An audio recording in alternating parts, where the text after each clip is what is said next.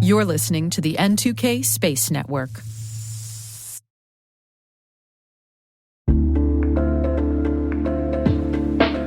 And now, a word from our sponsor, SpyCloud, the cybercrime analytics leader.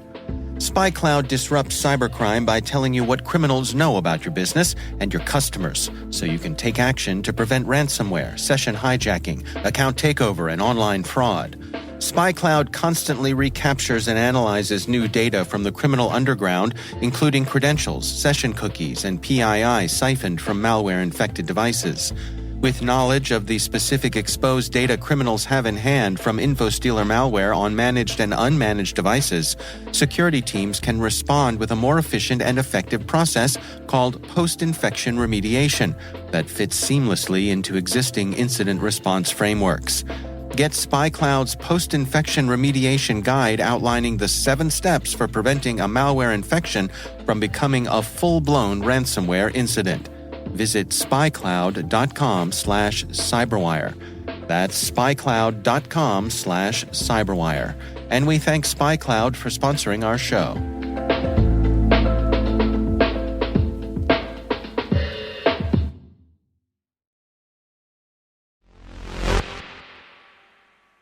At 10:20 JST, a smart lander for investigating moon landed on the moon. Congratulations to Japan! Today, they've joined the elite number of countries that have landed a probe on the moon. SLIM, Japan's smart lander for investigating the moon, successfully touched down on the lunar surface early this morning. So yes, they've landed. The SLIM has been communicating to the Earth station, and it is receiving command from the Earth accurately, and spacecraft is responding to these in a normal way. However, after that point, though, question mark. In any case, now the fun begins. And speaking of fun, it's been a while, Maria, and I have a joke for you. Okay, I'm bracing myself, Alice. Yes. Why do astronauts use Linux? Oh, no, it's a Linux joke? Yes. Oh, no. Because they can't open Windows in space. Dang it. Dang it. Oh, dang it. That's a really good one. And it's a Linux joke. Yeah. Space joke. Very Just nicely for done. you. Thank you. It's beautiful. Thing of beauty. T-minus 20 seconds to LOS speed rest. Go for deploy. Roger roll. Today is January 19th, 2024. I'm Maria Varmazes. I'm Alice Carruth, and this is T-minus.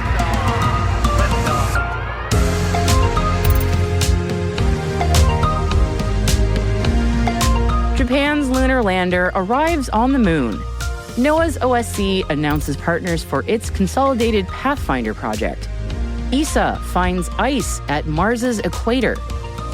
And I'll be speaking with Equatorial Launch Australia's Executive Chairman and Group CEO, Michael Jones, so stay with us for the second half of today's show.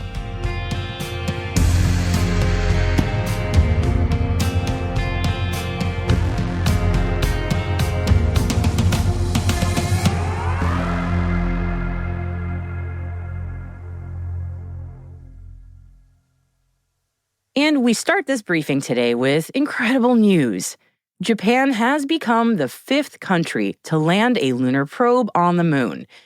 It was touch and go, and there is an asterisk on the success of their mission today.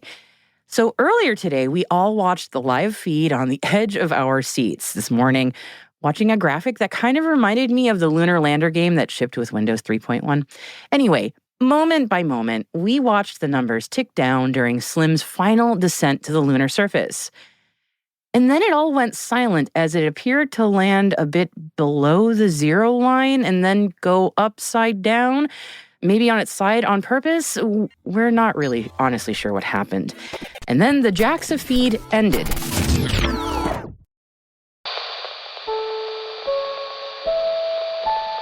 Shibaraku omachi kudasai. We were all watching together and reading the commentary. Did it land? Did it tumble? What was going on? Will the SLIM vehicle please stand up? Please stand up. Please stand up.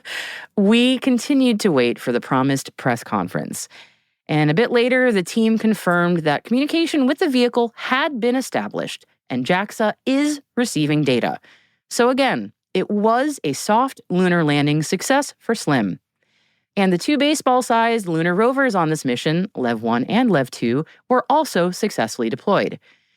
That said, the solar panel on SLIM is not functioning properly, as the solar cells are not generating electricity, and they're not sure why. Could it be a tech issue, or is it the lander's orientation? It's unknown at this point. So the vehicle is operating in battery mode, unfortunately, which can only sustain the probe for just a few hours. So sadly, SLIM's going to have a very short mission time on the moon before it runs out of juice. Now, SLIM has managed to take images of the landing area, along with further data collected by the vehicle. But given the battery concerns, JAXA is prioritizing data transmission over imagery right now. JAXA says it's looking into the cause of the issues with the solar cell, and I'm sure we'll be giving you an update next week with more substantial information about the mission and what happened here.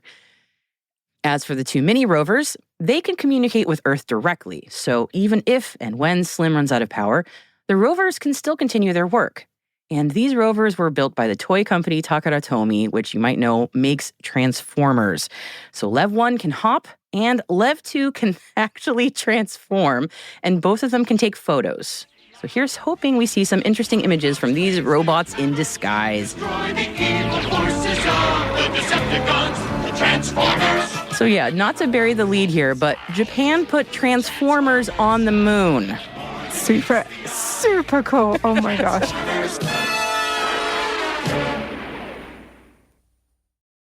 At the time of us finalizing our show yesterday, the T-Minus team were glued to our monitors to watch the SpaceX launch of the Axiom 3 all-European mission. The 4 private astronauts are in orbit following the successful liftoff of the Falcon 9 rocket from Launch Complex 39A at NASA's Kennedy Space Center in Florida. The crew are being transported in a Dragon spacecraft and are expected to dock with the International Space Station early Saturday. The AX-3 astronauts will spend about 2 weeks conducting microgravity research, educational outreach, and commercial activities aboard the space station. Astrobotic has confirmed with government authorities that the Peregrine has completed its controlled re-entry over open water in the South Pacific yesterday at 4:04 p.m. U.S. Eastern Time. The company announced on the social media platform X that they had lost contact with Peregrine at around 3:50 p.m. EST on Thursday afternoon. The company held a joint press conference with NASA following the mission earlier today. Astrobotic described their wild ride, and although the outcome was not what they had hoped for, they did reiterate how much they learned during the mission. NOAA's Office of Space Commerce announced the start of a commercial pathfinder project in support of its traffic coordination system for space known as TraCSS. To execute the pathfinder, OSC placed orders with 3 U.S. commercial space companies for space situational awareness data and services. ComSpock, Leo Labs, and Slingshot Aerospace have been selected for the Consolidated Pathfinder project. Consolidated Pathfinder is a limited-term effort that focuses on space situational awareness for the low Earth orbit regime. The Consolidated Pathfinder will inform the build-out of the operational tracks and will assess industry capabilities to maintain a space object catalogue for a subset of LEO objects and provide follow-up tracking data on close approaches among those objects. Sidus Space has unveiled a new multi-material 3D printing division. In a press release, Sidus says it's aiming to expand its expertise beyond traditional hardware in satellite manufacturing, now offering engineering and advanced 3D printing services. The company used 3D printers and materials in the manufacturing of its LizzieSat satellite, which is scheduled to go to space in March. Carol Craig, CEO and founder of Sidus Space, said, "We are excited to offer our advanced capabilities to a wider audience, providing innovative solutions for various industries." The European Space Agency's Mars Express probe has revisited one of the red planet's most mysterious features to clarify its composition. Its findings suggest layers of water ice stretching several kilometers below ground, the most water ever found in this part of Mars. The Mars Express Marsis radar captured images of the Medusae Fossae Formation, or MFF, revealing massive deposits of up to 2.5 kilometers deep. It was unclear what the deposits were made of when the research was found. Thomas Waters of the Smithsonian Institute is the lead author on both the new research and the initial 2007 study and says, excitingly, the radar signals match what we expected to see from layered ice and are similar to the signals we see from Mars's polar caps, which we know to be very rich ice. The findings suggest that there's enough water in the ice to form in this equatorial region of Mars to fill Earth's Red Sea.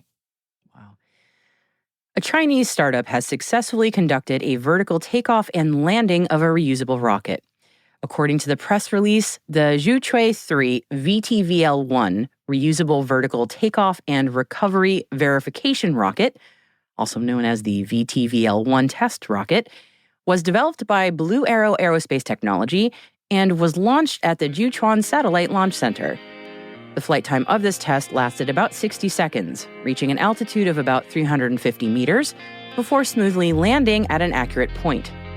The team says that the vehicle is in a good condition after the test and that the test mission was a complete success.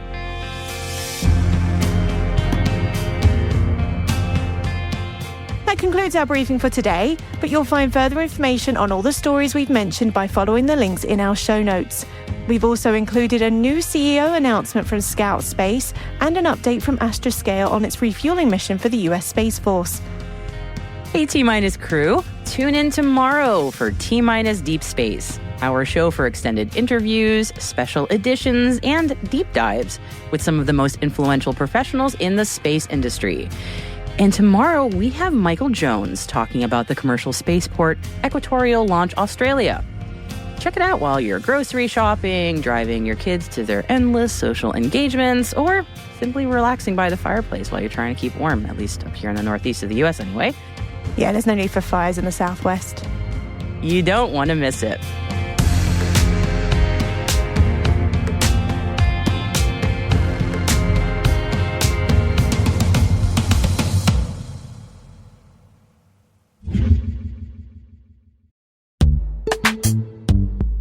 This episode is brought to you by Palo Alto Networks, the leader in cybersecurity. As AI-driven attacks increase, organizations can't afford to have network security that's stuck in the past. Discover how Palo Alto Networks can help you predict what's coming and proactively secure against it with a zero-trust, AI-powered network security platform built to secure whatever, whenever, wherever. To learn more, visit paloaltonetworks.com/network security platform.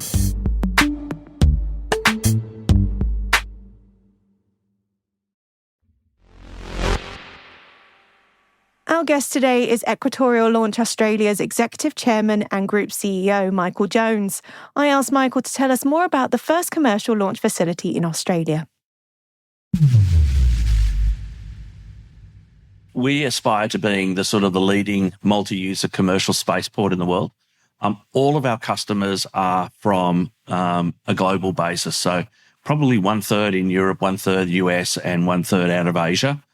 Our customers are aimed at the up to 3,000 kilo payload size rockets. The reality of life, and there's lots of people who are out there, making false statements that we want to be this and we want to be that. We're a company who don't make announcements until we've done something. And right from the start, it became very clear to us that if you want to be an international spaceport, you need to have some reality of the logistic challenges of moving rockets. So that's why we've limited ourselves to the bottom end of what I would call the medium lift capability, because the pure logistics of getting the rockets and payloads to us, if you want to do bigger, is just really hard. And the sense and commercial viability of that just gets a lot harder. We have a very different model to what most people would expect. So rather than asking our resident launchers, which is the term we use, to come and invest a lot of money up front and build their facility, we are building 7 space launch complexes. They are all exactly the same, and I'll put a caveat on that we can customize for some of the specific geometry and configuration of rockets, but basically they're all the same, and they have the same tenets of a large horizontal integration facility, which is state of the art, with clean rooms and everything that's required for final rocket assembly and preparation for launch. We also have 2 launch pads in each slick, one which will be fully developed, and we've developed and designed a very, I won't say it's particularly unique. It's more akin to the way the Falcon 9 rocket is erected on the pad, in that it has a swiveling base. But we have a very unique interface system which allows us to accommodate any rocket. And we've also designed our own rocket trolley to get the rocket to the site to make the interface easier, because everybody's slightly different. So that's our concept. We're based right at the tip of the Northern Australia to get as close to the equator as we can. And so it's a real trade-off between some of the remote and logistic challenges that creates, but the operational and technical benefits that we get out of it are quite significant. We're right on the coast. We're in an elevated site. We're on rock, so it's very stable. We have the support of the government. We can launch, through about 230, 240 different degrees of inclination if we need to. People often freak out at the concept of us, launching over land. But Australia is a very large landmass with very few people. And we have, one of the examples we use, and we've done the full detailed risk hazard analysis of a rocket that, may or may not be modeled off something that looks like RFA-1 from Germany. And we launched that due south, and it has 3,700 kilometers of overland flight, and it doesn't fly over a person or a building. And, for a polar launch, that is like unheard of anywhere. So, but our real core point of difference, I suppose, is being 12 degrees south of the equator and availing ourselves of the effect of, the rotation of the Earth and what that delta V does to payload and performance benefit for our customers. So I did look on your website earlier, and you've already got 3 launches, I believe, under your belt. Do you want to talk us through what it is you've had launched from ELA so far? Yeah, so NASA did 3 sounding rocket suborbital launches. Each of them went to about 350 kilometers into space and then returned. So they were quite a long downrange, recovery program. There was 3 different payloads, and they're quite heavy payloads. Each of them was around 350 kilos. So quite significant missions for sounding suborbital rockets. And for us, was a real baptism of fire, so to speak, dealing with NASA, who is just, obviously the gold standard in the industry, and have been doing this for a very long time. So we had the attitude right from the start of learn everything we can. And what we learnt was we were actually in pretty good shape. And there were a few things that we did. NASA went, hey, that's really interesting, the approach that you take, and we're going to take that on board, which we never thought would happen. It forced us, and it was really tough in a very short time coming out of COVID to get ready for launches. So we did Australia's first ever commercial space launch on the 26th of June in 22. And then in the following 15 days, we did 2 other launches. And so to back up very quickly, to do all of those, they're all individual different missions with different licensing. So, it forced us to become really good at the regulatory process, at how you run a spaceport and how to interface with a customer. So it was really good. And then we've had a real hiatus, which at first was annoying, but is now a bit of a godsend. And it's allowed us to go into our next phase of development, of developing these 7 new space launch complexes and get all our other policies and procedures and development of the site, done in the meantime. And that's been caused by a whole sequence of either rocket anomalies or industry delays. It wasn't caused by us. It's just people who had booked in from, September 22, et cetera, just kept sliding to the right. But now what we're getting is what we expected. And it's a good thing to have, is a bit of ground rush that all these customers are now going, hey, we're ready to launch. Let's get going. And so we're doing a lot of parallel tracks. And so we've announced 1 contract, and we've got 8 other contracts out and negotiated at the moment. And so we're hoping that in a very near future, we'll be booked out for quite a while, and just the work will just mount on us, which is a good thing to have. It's a great problem to have. It is. It's a very good problem, and it's certainly something you'll see around the world right now. I would really like to touch on, though, as you mentioned, regulation, which is a big deal when it comes to spaceports. How has Australia come about with its new commercial space industry to come with regulation? Have you learned from the US system? Are you doing a bit of a similar system to what the UK is doing? How has it really worked for you guys over there? I don't think it'll come any surprise to you that Australians are a little weird. We always look at things like space regulation and go, we can do that better. So I think we've come up with a Space Launch and Recoveries Act, which is more comprehensive, tougher and harder than just about everybody else. So that is a self-inflicted, punishment. Likewise, as we do most other things here, we try to do it better. So when negotiating for the bilateral treaty with the United States State Department in relation to the Technology Safeguards Agreement, we want it better. We want more. And so it probably took 2 or 3 years longer than it should have, but that's now due to be tabled on the 6th of February in our Parliament here in Australia for ratification. And so that really opens the doors for us to be able to do technology engagement with US launches and start that process, other than like the one we did with NASA, which we did under a TAA, which is a slightly small variation on that theme. But our regulatory environment here, like I said, is very strict, very comprehensive, but it has aligned to be, and I'm loath to use this word because it's very similar to what we've done in our civil aviation area of harmonisation. So the FAA regulations and both 420 for spaceports and 450 for launch vehicles, they almost read across to each other. So, the fears of US and other international launches are, I'm already certified by, Space UK or whatever. You'll still have to submit for a license here. So if you're an Australian going to the UK, you'd have to do the same. But it's basically just slightly repackaging and, realigning that. And we've come up with a really good template so that people basically fill in the blanks and there's a cross-reference check so that they meet all the requirements. So we've hopefully smoothed that process. It's still not quick.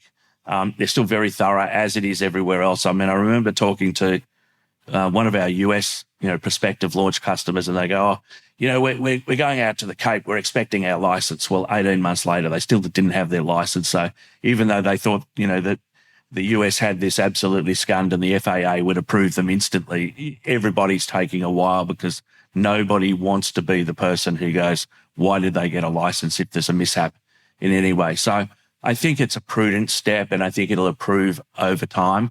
And I think both the FAA and the Space Agency here in Australia will get to a point where they will recognise each other's regulatory approvals. And I think over time, we will get to the point where, like elsewhere in the aviation world, you have, designated engineering representatives who can sign off on things. And I think we'll get to that point eventually.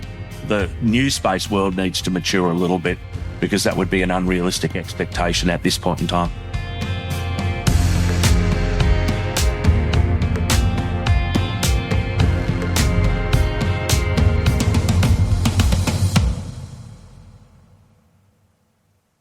We'll be right back.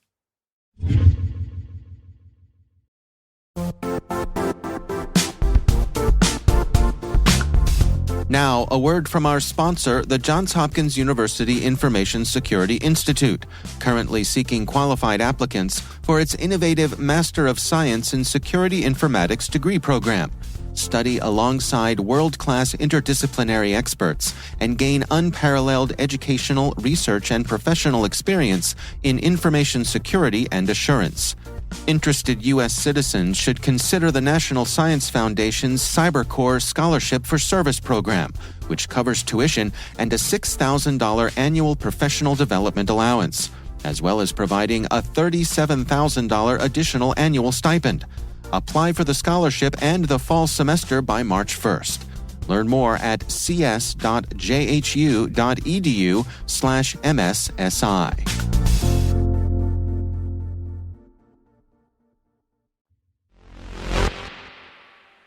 Welcome back. The United Nations Office for Outer Space Affairs, also known as UNOOSA, in collaboration with the Space Generation Advisory Council, has launched the 5th edition of the Space for Youth essay competition. The competition targets students and young professionals with the aim to highlight governance practices and experiences on the sustainable use of outer space to address the needs of the present in a manner that protects the interests of future generations. And we've included a link to all the details in our show notes for you. And I should mention that winners get the chance to attend an adult space camp, a space camp for adults, at the U.S. Space and Rocket Center in Huntsville, Alabama.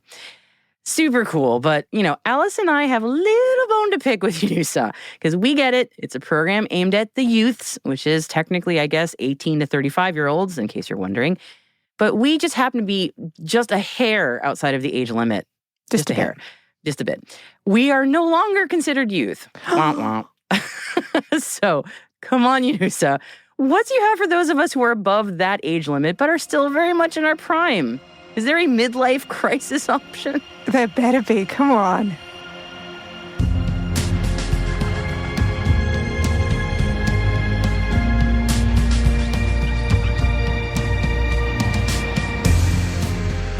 That's it for T-Minus for January the 19th, 2024. For additional resources from today's report, check out our show notes at space.n2k.com.